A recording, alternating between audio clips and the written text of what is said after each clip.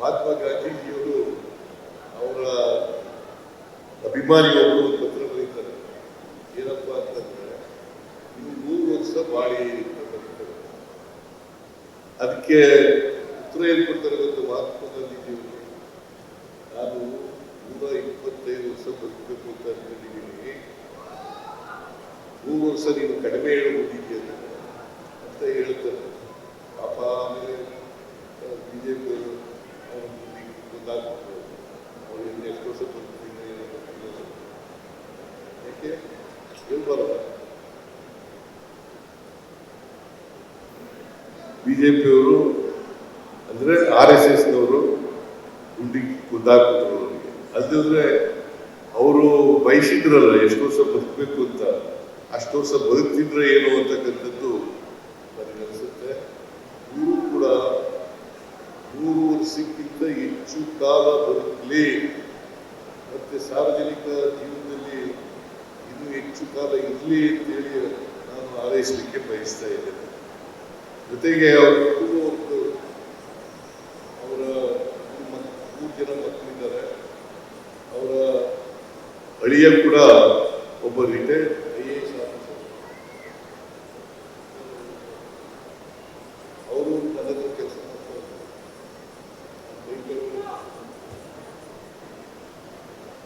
ಯಾಕೆಂದ್ರೆ ನಮ್ಮ ಸರ್ಕಾರದಲ್ಲೇ ಅವರು ಈಗ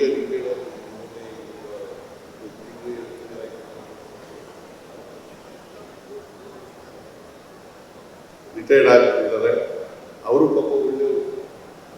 ಸೊ ಎಲ್ಲ ಮಕ್ಕಳು ಕೂಡ ಅವರಿಗೆ ಸಹಕಾರಿಯಾಗಿದ್ದಾರೆ, ಒಳ್ಳೆ ಮಕ್ಕಳು ಇದ್ದಾರೆ.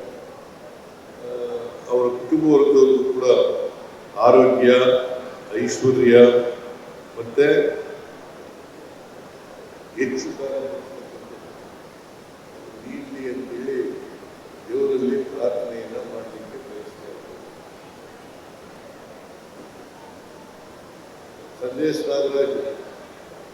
ಸಂದೇಶ್ ನಾಗರಾಜ್ ನಾವು ನಮಗಿಂತ ದೊಡ್ಡವರಾದರೂ ಕೂಡ ಸಿಂಗುಲರ್ನಲ್ಲೇ ಮಾತಾಡ್ತಾರೆ.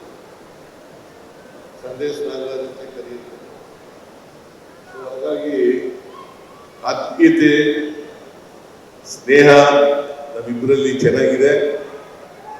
ಇತ್ತೀಚೆಗೆ ಕಳೆದ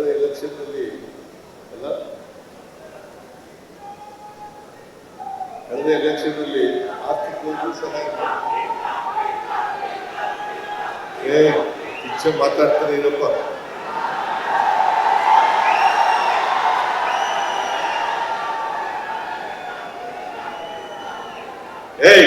ಇದು ಕೂತು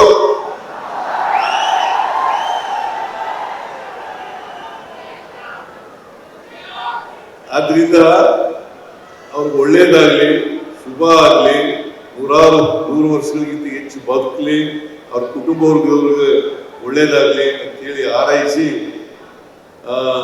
80 ವರ್ಷ ತುಂಬಿದೆ. ಬಹುಶಃ ಆಗಸ್ಟ್ 16ನೇ ತಾರೀಕು ಬರ್ತಲ್ಲ, ಅವ್ರ ಮಕ್ಕಳು ನಮ್ಮನ್ನೆಲ್ಲ ಕರೆಸಬೇಕು ಅಂತೇಳಿ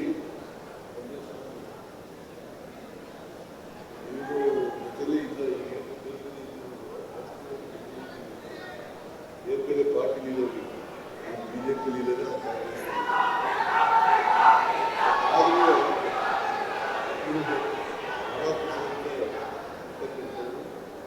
ಅಣ್ಣ ತಮ್ಮಂದಿರು ರಾಜಕೀಯವಾಗಿ ಕೂಡ ಒಟ್ಟಾಗಿ ಕೆಲಸ ಮಾಡ್ತಾರೆ. ಅವರ ಸೇವೆ ಇನ್ನೊಂದಷ್ಟು ವರ್ಷಗಳ ಕಾಲ ಸಮಾಜಕ್ಕೆ ದೊರಕಲಿ ಅಂತಕ್ಕಂಥ ಮಾತುಗಳನ್ನು ಹೇಳಿ ಮತ್ತೊಮ್ಮೆ ಅವರಿಗೆ ಭಗವಂತ ಒಳ್ಳೇದು ಮಾಡಲಿ ಅಂತಕ್ಕಂಥ ಮಾತುಗಳನ್ನು ಹೇಳ್ತಾ ನಾನು ಹೆಚ್ಚು ಮಾತನಾಡ್ಲಿಕ್ಕೆ ಹೋಗಲ್ಲ ಅಂತ ಆಗಲೇ ಹೇಳಿದ್ದೆ. ಅದರಿಂದ ಇದು ರಾಜಕೀಯ ವೇದಿಕೆಯಲ್ಲ. ನಿಮ್ಮೆಲ್ಲರಿಗೂ ನಮಸ್ಕಾರಗಳನ್ನ ಹೇಳಿ ಇವೆಲ್ಲ ಶುಭ ಕೋರಿ ಅವರಿಗೆ 100 ವರ್ಷ ಬಾಳಿ ಅಂತೇಳಿ ಶುಭ ಕೋರಿ, ಅದರಿಂದ ನನಗೆ ಬರಲೇಬೇಕು ಅಂತೇಳಿ ಒತ್ತಾಯ ಮಾಡಿದ್ರು. ಹಾಗಾಗಿ ನಾನು ಈ ಕಾರ್ಯಕ್ರಮದಲ್ಲಿ ಭಾಗವಹಿಸಿದ್ದೇನೆ, ಅವ್ರಿಗೆ ಶುಭ ಕೋರಿದ್ದೇನೆ. ಅವರಿಗೆ ನಿಮ್ಮೆಲ್ಲರ ಶುಭ ಆರೈಕೆ ಇರಲಿ ಅಂತಕ್ಕಂಥ ಮಾತುಗಳನ್ನು ಹೇಳಿ ನಿಮಗೆಲ್ಲ ನಮಸ್ಕಾರ ಮಾಡಿ ನನ್ನ ಮಾತುಗಳನ್ನು ಮುಗಿಸ್ತೇನೆ. ಜೈ ಹಿಂದ್, ಜೈ ಕರ್ನಾಟಕ.